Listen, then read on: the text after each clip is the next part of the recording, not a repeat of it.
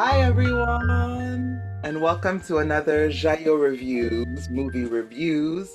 Today we're going to talk about Sing Sing with Colman Domingo, and I have the lovely JaYo with me. Oh, Excellent. So we're going to start with our first question every single time. If we have to rate this movie between 0 and 10, how would we rate it? I'll let you go first, Jerry. this was a tough one for me. I was very back and forth because there was a movie that we rated earlier in the year, and so I was trying to compare like which one did I like more between this one and that one, and I started analyzing like when I'm giving a rating, is it like just based on how good the movie is, or is it based on how much I enjoyed the movie and how much do I take each of those into account? So it's, because there's a little bit of a difference potentially. There may be a movie I didn't enjoy as much, but I just feel like it was a better movie, like because of the just filmmaking of it. So I've determined I'm going to give this one an 8.5. Okay, excellent. And for me, I'm going to give it a solid 9 out of 10. And I'm Ooh. basing I know, my vote based off of how I felt. And like I'm going to be 100% honest. It's how it made me feel. And I, there was a lot of there were a lot of existential questions and like identity questions that like popped up for me while watching the movie. And so it made me feel a lot of things. And so I have to give it a 9 out of 10. See, that was exactly my struggle because Mhm. if I based it just on how it made me feel, yes, I would be right there with you with a 9. But then I went back and I was comparing to the other movie that I had given a 9, and I was like, well, which do I think that this is as good of a movie as that one? And I was like, well, not like objectively speaking, I don't think so, but subjectively, yes, it made me feel things more. And yeah, so that's why I was back and forth. It was between an 8.5 and a 9, but yeah, I agree. I got you. I got you. And for those of you who don't know what this movie is about, it's funny. I talked to one guy about it when I was like, "Oh, I'm gonna go see Sing Sing." He was like, "Oh, you're watching a musical?" And I was like, It does "No, sound Sing it's a Sing musical on the in title, yeah. prison." I mean, I guess that's a relatively good question since it has Sing Sing, but yeah. No, it's not a musical, friends. It is a beautiful, beautiful movie. I think it was some sort of passion project for Colman Domingo about this program in a prison, and here the prison is Sing Sing, a theater project where they engage the prison population. Not everyone, you have to apply and audition, just like in real life for a theater company. And they put on, I think, one production a year, is the sense that I got. And so, yeah. What were the things that you liked about it? Oh man. Where do I begin? Well, I mean, clearly, just I mean, as an actor and someone who does a lot of theater, I mean, it just goes without saying that there's that whole aspect. But but beyond that, I mean, the fact that it's based on a real program and and the fact that it had a lot of the cast members were actual members of this company, or people who came out of this company, Hmm. did an amazing job. I mean, these are like incredible actors. I mean, at the top of, I mean, they're alongside Colman Domingo, and absolutely on level with him. So that was incredible. But yeah, it there beyond just the sort of basic concept. There was a lot of there was a lot of just drama in the story. Mhm. The main character who was falsely accused and imprisoned, even though he was innocent, and that alone as a storyline, I mean, people have made movies just about that, but there Mhm. was so much more than that. And then contrast him with another character who did commit his crime, was not a nice person in prison, was giving people a hard time. And you see his transformation through the theater program and how he becomes vulnerable and becomes a better person. And, well, I don't want to give any spoilers at this point, but yeah, I mean, just the seeing how this program affected these people's lives, and the impact that the arts could have on these criminals and people in prison. It's just amazing. And then you look at the facts that only 5% of the people that go through this program actually come back to prison again, which is an Oh, unbelievable wow. number. When I think the general number is much higher. I don't know. I'd have to look it up, but it's like Mhm. somewhere 30%, 50%. I don't know. It's like a very high number, and only 5% of the people that go through this program come back to prison again. I did not know that. That's incredible. Wow. Yeah, the program is called Rehabilitation Through the Arts. Um, and I can see that. I mean, and that's how it's sad because in this country, the arts programs are always the first things to get cut, in schools and in all types of spaces with people when it can have such um, a beautiful, can be such a great vehicle for um, not just reconciliation, but healing. It's such a great vehicle for healing. And I love that you see that in this movie in so many different ways and forms with so many different um, of the prisoners. Yeah, I really I liked the arc of the movie overall. Um, I'll talk more about it when we talk about things I didn't like about the movie. But I like the characters in the movie. I think they played very good archetypes that are recognizable. Um, but yeah, that play an important like role in the storytelling of it all. I loved the teacher in Mhm. for this program. He is wonderful. Like he was Paul so Racy, is that how you pronounce his yeah, name? Paul Racy or Paul Rossi, yeah. So kind, so patient, so committed. Like I was in awe at how he like handled it all and like dealt with different situations and different people. Like I think he's very inspiring. I like that, the main character, that Colman Domingo didn't play someone who was just a typical hero, that there were layers, that there was change, right? Um, and I also liked the commentary on the prison system. I went to school, one of my majors was psychology, and I took a course called The Person in the Prison. We talked a lot about the prison system. I was in Canada, but we talked a lot about the prison system in the US and Canada and around the world. And we visited low level, medium security, and maximum security prisons. Mhm. Um, and in this country, in the United States, I mean, the prison system is so broken, it's so horrible, it's so terrible. Um, I like when movies drive that, that messaging and shows that because, people like to ignore it. And I don't think since When They See Us, that mini series on Netflix, like Mhm. that's the last media for me that I've seen that really show like just how broken the system is and how much needs to be done to change it. Wow. Wow. Any other things that you liked about the movie?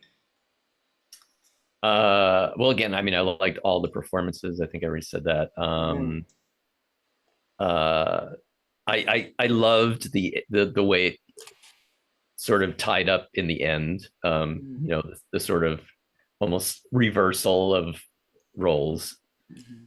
in the end. Uh, and I love the beginning, the very opening. I love that. Me too. Um, yeah, and that which kind of leads into what maybe I didn't like, um, but yeah, I thought the opening was really really strong Oh yeah, it drew me in completely. immediately. No, and I love the surprises along the way. There are a couple surprises in the storytelling where I was like, oh, I did, I didn't think this would happen, or if it would happen, not in this way, you know. Right. Um, which is good. I always love when a story surprises me and I can't predict something. Well, what were the things you didn't like? Well, really, the only thing that I can think that I didn't like Mm, um, was that right after the strong ending, I felt like it took a big dip. I thought it took a long time to kind of get going after that. It was a very slow burn where not much is really happening. It was just a lot of just sort of exposition and chit chat. Like there was like this long scene of just it felt, I don't know, it felt almost like I don't know how much of the movie was improvised. I'd have to, I guess, look that up, but it felt very sort of improv-y.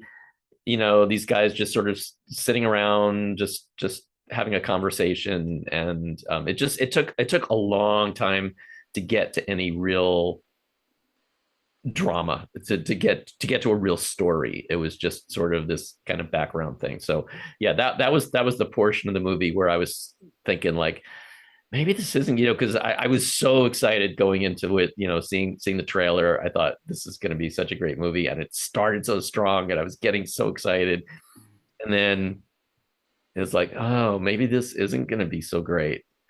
But then it took a little while to kind of build up, and then once they kind of did the character development, and the story started to really develop, then I was really drawn in, and then it just like got better and better and better and better, and just kept going and going and going, and just, yeah, and ended really strongly. awesome. For me, I agree with you. I think the pacing was a bit off near the first part of the movie. Like there were, I think it was a missed opportunity for them to really introduce us and for us to get to know the really important members of the troupe. Like we get to know two of them, but I think we could have gotten to know all of them, including the teacher, a little deeper during this part, um, rather than yeah focusing on things that I was like, do I need this for the story? No, not really. I wanna get to I want to care more about these people, and like why should I care, right? Mm. So I wanted more of that. And my biggest fault for me is being predictable in terms of the two main characters. Like I knew from the moment I saw the second character, I knew what was going to happen. I knew what the arc was going to be. Mm-hmm. Blame it on having read a million bajillion books and watched a million bajillion movies and TV shows. But like I was like, is this gonna be their arc? And by the end of the movie, I was confirmed this is their arc.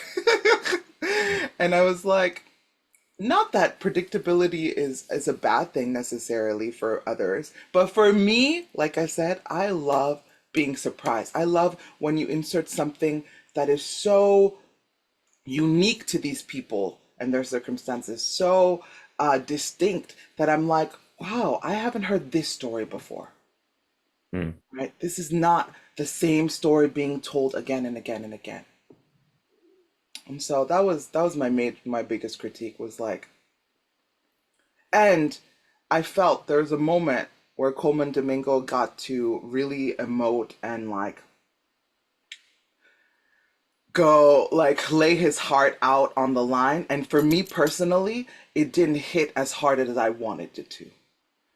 I was like, no, there were other people who went there in terms of vulnerability, and I was like, go there.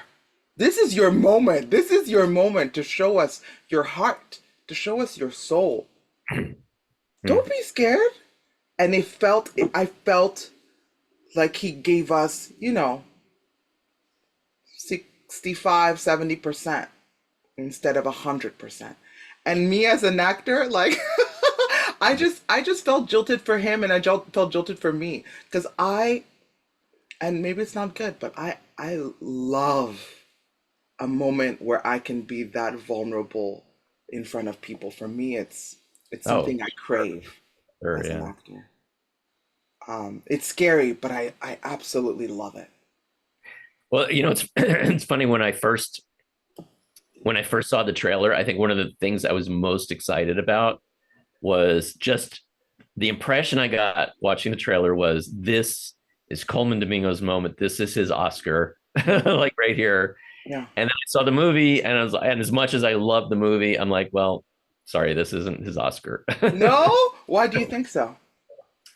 It's just, I mean, I thought he gave a great performance, and who knows, he may get a nomination, but it's not the kind of movie that you're like, wow, this guy has to win an Oscar for this. I No. mean, if he didn't win for last year, which I thought was much more of an Oscar performance than Deserving. one, yeah. But anyway, I mean, that's a little disappointing, but I still love the movie. Same. Yeah, same. I agree with you. I don't think, I mean, would I be mad if he gets nominated for this? No. But depending on what other movies come out and what other performances are given, I would say, like, I wouldn't be surprised if this is not the performance that gets him an Oscar nomination. And we Yeah. still love you, Coleman Domingo. This was still great. This was wonderful. Don't get us wrong, okay? We're just saying, we know you could have gone further, been pushed more. And I don't know if it was a director's choice or your choice or storytelling choice, but yeah. Because, for example, his bestie, now him, on the other hand, You went there. he went there and I was bawling my eyes out. Bawling my eyes out when he was so vulnerable with us. Oh God, just thinking about it makes me want to cry right now. Um, yeah, it's really sad. And he was basically playing himself. I mean, he came out of the program, and Yeah. yeah. God, they should do interviews with all of the men who played in the movie and came out. Well, I was going to bring this up later, but there is a short documentary on the Oh, program, which you can actually watch for free on YouTube. Let me pull up the name. It's called Unlocked: The Power of the Arts in Prison. And it's only like it's like a 7 or 8 minute oh, documentary. It's got not all of the people, but some of the people and some other people that weren't in the film, but it's a documentary about the program. if you wouldn't mind putting it in the chat and I'll add it to our YouTube video so that y'all can watch it too. Yeah. Yeah. Oh my gosh. Um, Yeah, what a beautiful special. And for those of you, who are artists and actors, like for me, it was just another confirmation of why I do this, like why I cannot not be a storyteller because it's like breathing to me. If I don't do it, I would feel like I wasn't living. Um, so yeah. And it's so healing. I think it's for that. It's for the ways in which it heals us that I cannot not do it. Now, if you could play anyone, our favorite question, who Yeah. would you want to play? And I think this is a hard one, TBH, even for me, Oof. because I'm not sure. I keep jumping between people. uh,